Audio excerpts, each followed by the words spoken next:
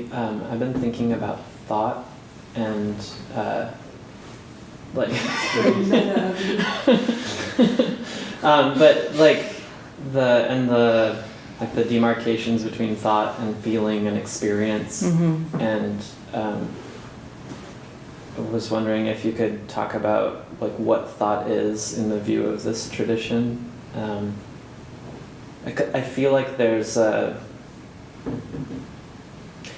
my sense is like it's Shakti, on one level, but there's also this like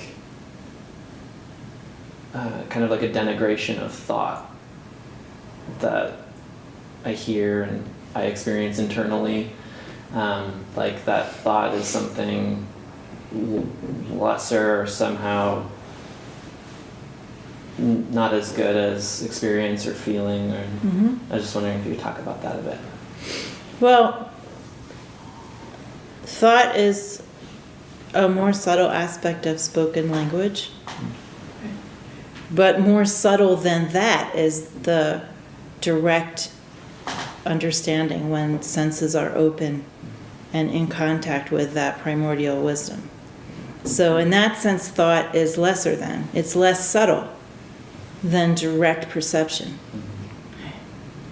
That direct perception could come in the form of words, right? I mean, I've had that experience, but it also can come in the form of sensation, or in the form of feeling, or in the form of images, visions. It can come in all those forms, but they're all aspects of the language of wisdom, and they are more subtle than discursive thought.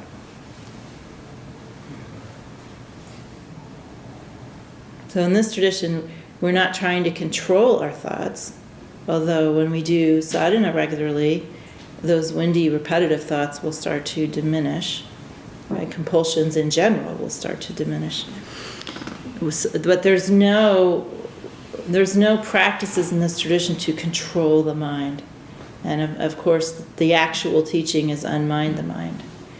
This is a teaching from Swami Lakshmanju and Abhinavagupta and all of the teachers of this tradition, that we should not pay any attention to the mind, really, because it'll do what it does. And the teachers in this tradition have always poo-pooed other Indian traditions which tell us to eradicate thoughts.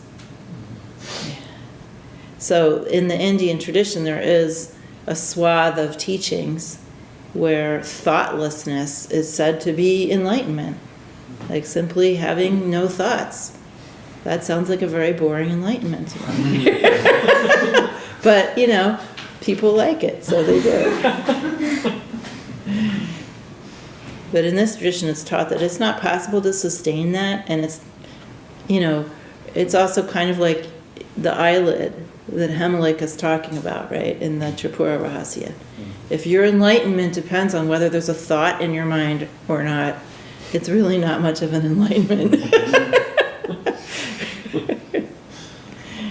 Enlightenment in this tradition is about the heart, and it's about perception. And it's not about whether we're thinking or not.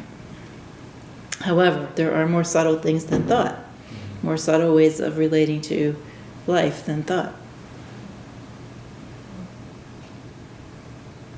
Thought is an aspect of, to get into the tattva thing, it's an aspect of the antarkarana, the inner instrument, buddhi and chitta, etc. That's way down there on the tattva totem pole, right?